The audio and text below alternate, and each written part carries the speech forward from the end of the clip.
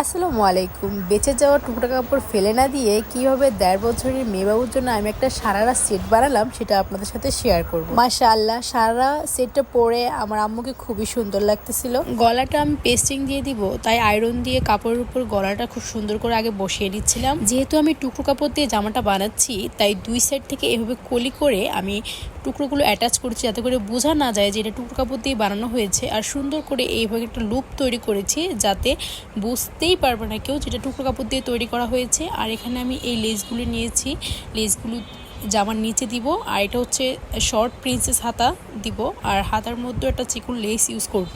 আর নিচের সারারা সালোয়ারের জন্য আমি এই প্রিমিয়াম কোয়ালিটির সিল্কটা ব্যবহার করব। এটা বাটার সিল্ক না, এটা হচ্ছে একদম প্রিমিয়াম কোয়ালিটির সিল্ক। এটা হচ্ছে একটু সি গ্রিন টাইপের আর কি। এটা আমি সারারা সালোয়ারের জন্য ব্যবহার করব। তো আমি এখানে কাটিং করে নিয়েছি, পরে এখন হচ্ছে সেলাই করার পালা। সারারার নিচের ঘেরে আমি এই চিকন লেসটা ইউজ করেছি, এটা দেখতে খুবই সুন্দর হয়েছে। আর হাতায়ও সেম লেসটাই আমি দিয়েছি। বাস এই তো কমপ্লিট। আর পিছনে এভাবে ফিতাটা তৈরি করেছি যা দেখতে খুবই সুন্দর আর ইউনিক লাগতেছিল।